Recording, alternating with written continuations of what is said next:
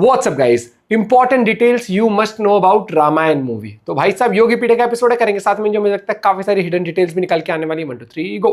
तो बेसिकली रामायण का ट्रेलर तो आ गया, लेकिन हमने Yes. बस उस ट्रेलर का रिव्यू किया था। आज कुछ एक डिटेल्स के बारे में भी बात करते हैं जो शायद आप लोगों ने मिस कर दिए हैं या आपके लिए बहुत इंपॉर्टेंट है। हेलो, मेरा नाम है योगी और हमारी मुलाकात बार बार होगी। तो सबसे पहले बहुत से लोगों का एक ये सवाल था कि इस ट्रेलर में हनुमान जी क्यों नहीं है। तो इसका सीधा आंसर ये है कि इस ट्रेलर में ना जामवंत जी है, ना अंगद है, ना बाली या सुग्रीव है, ना नल नील। तो मेरे कहने का मतलब ये है कि हम सबको पता है कि रामायण 2 पार्ट्स में रिलीज होंगी। तो फर्स्ट पार्ट सिर्फ सीता हरण तक एंड जटायु रावण युद्ध तक ही सीमित रहेगा। एंड वैसे देखा जाए एंड अगर आपको पता हो तो रामायण में श्री हनुमान जी की एंट्री तब होती है जब वो हरण के बाद सीता माँ को ढूंढने निकल पड़ते हैं। एंड इसीलिए इस ट्रेलर में हनुमान जी को नहीं दिखाया गया, क्योंकि कोई पॉइंट ही नहीं बनता। लेकिन इसी को कॉन्ट्राडिक्ट करता है कुंभकर्ण का सीन, उसको तो दिखा दिया, जबकि वो सीता हरण के बाद वाला ही सीन है। Anyways let's wait for the movie, क्योंकि मेरी ऐसी इंट्यूशन है कि पहले पार्ट के क्रेडिट में शायद हमको हनुमान का ग्लिम्स या सेकंड पार्ट का ग्लिम्स दिखाया जाए। तो वेट करते हैं भाई लोग। लेकिन क्योंकि मैं क्रिएटर इवेंट का हिस्सा रहा हूं, नमित मल्होत्रा जी ने हमको ट्रेलर में जो दिखाया था उससे भी ज्यादा कुछ असेट्स दिखाए थे। तो ट्रेलर को ब्रेक डाउन करते हुए उसके बारे में भी बात करते हैं। तो स्टार्टिंग से स्टार्ट करते हुए एक एक फ्रेम देखते हैं, इवन जहां मुझे प्रॉब्लम लगी वो भी डिस्कस करेंगे। तो फर्स्ट सीन की बात करें तो रावण जिस अवस्था में अपने को दिख रहा है, दैट मरून कलर चादर ओढ़े, वो पक्का ब्रह्मदेव से वरदान प्राप्त करके अपने लंबी जटाओं एंड दाढ़ी मूछ वाले अवतार में सबसे पहले जाता है अपने सौतेले भाई कुबेर की नगरी पर हमला करने। अब यहाँ ध्यान रखने वाली बात यह है कि लंका का निर्माण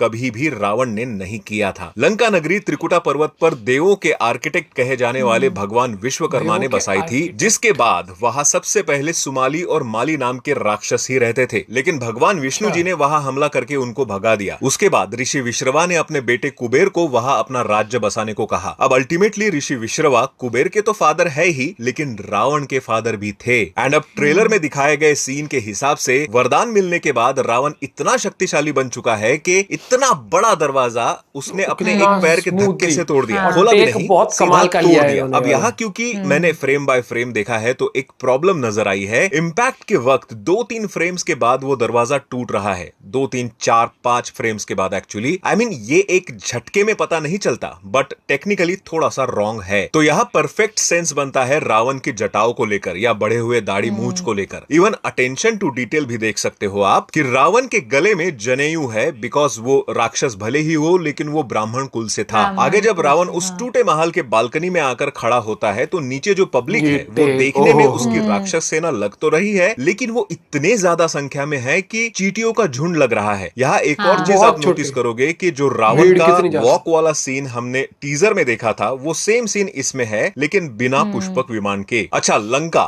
जैसे रावण ने बनाई नहीं थी, वैसे ही पुष्पक विमान भी रावण का नहीं था, वो उसके भाई कुबेर का ही था, जो कुबेर को भी विश्वकर्मा ने दिया था। अगले शॉट में रावण ये क्लियर करता है कि अभी वरदान के बाद वो तीनों लोग यानी देवलोक, पृथ्वीलोक और पाताल लोक सब पर हमला करके उसका अधिपति बन चुका है। उसके ग्लिम्स भी हमको ट्रेलर में देखने को मिले हैं। नेक्स्ट सीन जो हमको दिखाया जाता है ऐरावत का, बहुत से लोग बोल रहे हैं कि जिनको जरा भी रामायण का नॉलेज नहीं है वो बोल रहे हैं कि भाई हाथी कैसे उड़ सकता है।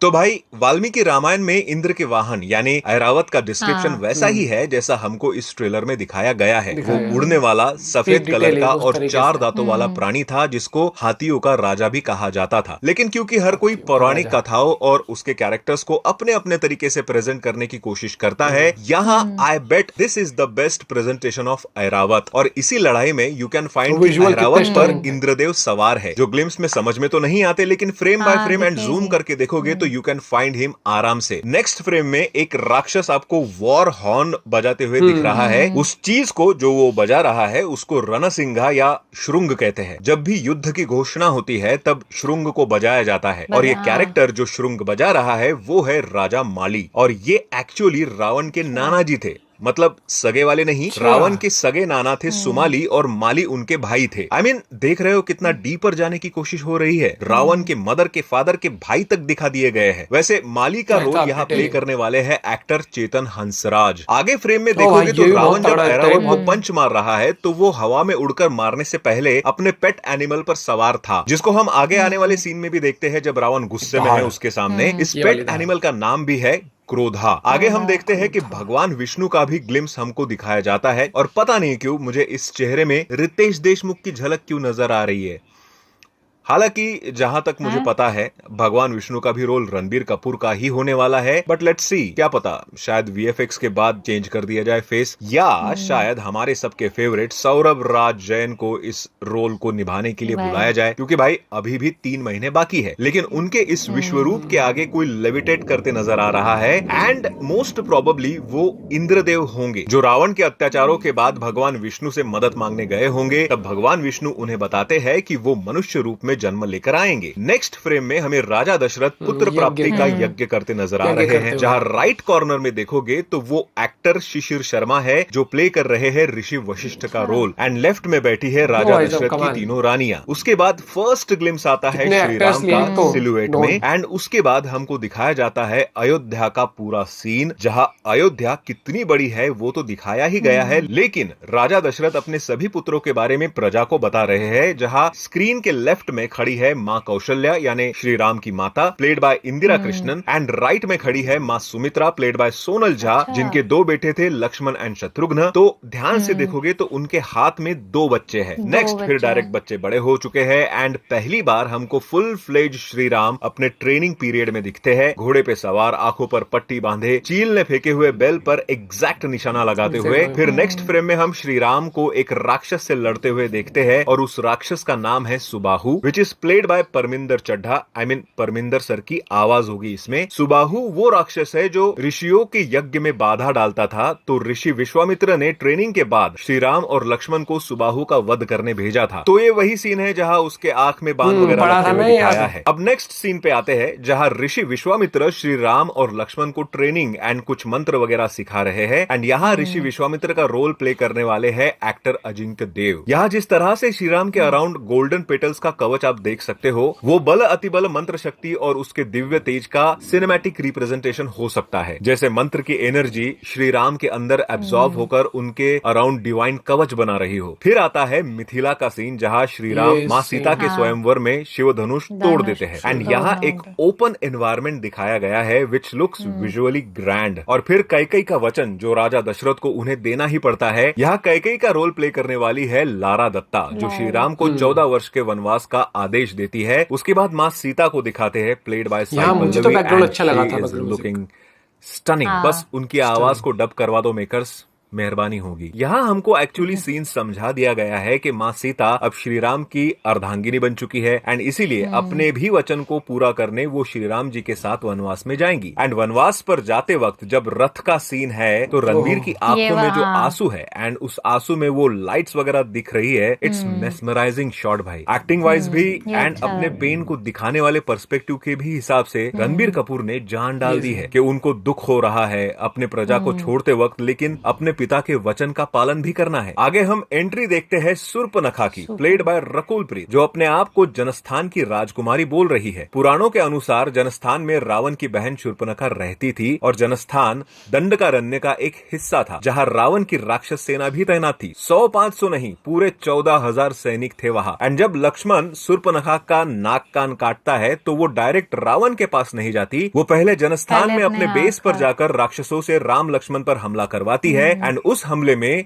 राम और लक्ष्मण सभी राक्षसों को खत्म कर देते हैं। And I think 3 minute 3 second के आसपास जो शॉट दिखाया है, प्रभु राम खड़े हैं और जूम करके देखोगे तो हजारों राक्षस सैनिक सामने हैं, तो शायद ये वही सीन होगा। उसके बाद थोड़ा स्टार्टिंग के शॉट्स के कुछ एक्सटेंडेड पोर्शन हमको देखने को मिलते हैं, एंड रावण सीता का हरण कर लेता है। आप देखोगे कि पुष्पक विमान में रावण के पीछे नीचे के तरफ सीता माँ बैठी हुई है। इसके बीच में रावण का एक सीन है जहाँ युद्ध के वक्त वो किसी दिव्यास्त्र को जोड़ तोड़ रहा है। एंड अगर ध्यान से देखोगे तो वो दो तलवार दिख तो धनुष जैसा रहा है, धनुष लेकिन जैसा वो बना है दिया नहीं, ना। वो दो तलवार तलवारें है। हैं। एंड पुराणों की तलवारें हैं। मान्यता के अनुसार देखे तो रावण को भगवान शिव ने चंद्रहासा खड़ग दिया था। और अगर ये इंद्रलोक की लड़ाई है, जो कि मैं श्योर हूं कि है, तो रावण के पास उस वक्त चंद्रहासा होना क्रोनोलॉजिकली पॉसिबल है। फिल्म शायद उसी चंद्रहासा को ट्रांसफॉर्मिंग डबल ब्लेड के सिनेमैटिक डिजाइन में दिखा रही है, लेकिन ओरिजिनल वाल्मीकि रामायण में इंद्र के अगेंस्ट चंद्रहासा चलाने का एविडेंस नहीं है। लेकिन now we get the first visual of Lord Parshuram. And मैंने एक्चुअली उनका फेस देखा था जब मैं क्रिएटर इवेंट में गया था। यहाँ उनका झुका हुआ फेस दिखाया ये जा भी रहा वही है। है, एंड हाँ। परशुराम जी का भी रोल रणबीर ही करने वाले हैं। यहाँ वो श्री राम को अपना एक दिव्यास्त्र वैष्णो धनुष गिफ्ट करते हैं, जिसको स्क्रिप्चर्स में शारंगा भी कहा गया है, जो हमको ट्रेलर में दिखाई भी दे रहा है। इसके बाद आता है एक ऐसा सीन जो शायद रामायण पार्ट 1 का क्लाइमैक्स सीन भी हो सकता है, जटायु एंड रावण युद्ध। यहाँ जटायु को अनुपम खेर जी आवाज देने वाले हैं। एंड जिस अच्छा, तरह के इसीलिए। विजुअल्स हमको दिखाए जा रहे हैं, भाई एपिक होने वाला है ये सीन। और मैं ये सिर्फ विजुअल एस्पेक्ट से नहीं बोल रहा। जटायु रामायण के बढ़िया लग सिर्फ रहा एक था। सपोर्टिंग कैरेक्टर नहीं, बल्कि सीता हरण के बाद श्री राम को रावण तक पहुंचाने वाली पहली इंपॉर्टेंट कड़ी है। उनका कैरेक्टर बताता है कि धर्म के लिए लड़ने में जीत से ज्यादा इंपॉर्टेंट है गलत के सामने खड़े होना। आगे कुछ एक सीन्स फटाफट दिखाए जाते हैं, जहां वनवास के वक्त भरत श्री राम को मिलने आते हैं। तो वहां लाइन से अगर देखे तो खड़ा माँ दे सीता, देते हैं ना श्री राम, भरत, लक्ष्मण, ऋषि जबाली एंड पीछे शत्रुघ्न है। जी हाँ, वो ऋषि जबाली है जो श्री राम को अपना वनवास छोड़कर अपने राज्य को संभालने की बात करते हैं संभालने की और उन्हें बात मनाने करते की हैं। कोशिश करते हैं। लेकिन जब वो नहीं मानते तो भरत श्री राम की पादुका लेकर अयोध्या वापस आते हैं और कि उनको मैं नहीं राजगद्दी पर बैठूंगा। रख के हाँ। राज्य को खुद संभालते हैं। नेक्स्ट सीन में हमको मंथरा भी दिखाई देती है, कैकेयी की एक ऐसी दासी जिसके वजह से एक्चुअली ये सारा रामायण हुआ। पूरा, उसने ही हाँ। कैकेयी के कान भरे थे अबाउट वनवास एंड भरत का राज्याभिषेक। यहाँ उनका रोल किया है शिभा चड्ढा ने, जो कि I can say perfect casting है। अच्छा, हमको विवेक ओबेरॉय भी ऐसे इसमें थोड़ा दिखाई चालू देते हैं बन एज गई ना विद्युत जीवा character. And this is interesting. अब आप शायद रियलाइज करोगे कि रावण के पॉइंट ऑफ व्यू एंड उसके रिलेटिव्स को लेकर भी मेकर्स बहुत ज्यादा डीप जा रहे हैं, क्योंकि विद्युत जीवा रावण का जीजा था, शूर्पणखा का पति। लेकिन रावण एक युद्ध में उसका वध कर देता है। क्यों, बताता हूं ना। अब यहाँ तो प्रॉपर दोनों का युद्ध होते हुए दिखाया है, मे बी क्रिएटिव लिबर्टी लेकिन रामायण के डिपिक्शन के हिसाब से रावण ने कालकीय दानवों के खिलाफ युद्ध किया था, जो रावण की राइवलरी क्लैन थी, और विद्युत जीवा उन्हीं की तरफ से लड़ रहा था। युद्ध के जोश में रावण जो सामने आए उसे मारते जा रहा था और विद्युत जीवा उसके हाथों एक्सीडेंटली मारा गया। शूर्पणखा ने रावण से यह भी कहा था कि तुम मेरे भाई होकर भी मुझे विधवा बना गए। उसके बाद अपनी गलती मानकर रावण ने शूर्पणखा को दंडकारण्य भेज के जनस्थान की राजकुमारी बना दिया था। अच्छा, उसके बाद जो माँ सीता का शॉट है तलवार घुमाने वाला, वो ये भी दिखाता है कि माँ सीता शादी से पहले एक योद्धा की तरह सारे पैतरे भी जानती थी। She was a warrior. अच्छा, मारीच का भी अहम रोल है इसमें, रावण के मामा उनकी का रोल, acting जो skills अपने भाई आप को कमाल एक है। गोल्डन हिरन में बदल देते हैं। यहाँ वो रोल प्ले कर रहे हैं talented actor Saurabh Sachdeva. Next एक सीन में हम भोपू बजाकर कुंभकर्ण को जगाने वाला सीन भी देखते हैं। यस, वो कुंभकर्ण को ही उठा रहे हैं। राइट कॉर्नर में आप बड़ा सा पैर देख सकते हो। नेक्स्ट शॉट में फुल फ्लेज कहीं समझदारी की बात भी है, तो करी थी। लेकिन मुझे यहाँ लग रहा है कि उन्हें और विशाल जायंट की तरह प्रेजेंट करना चाहिए था, क्योंकि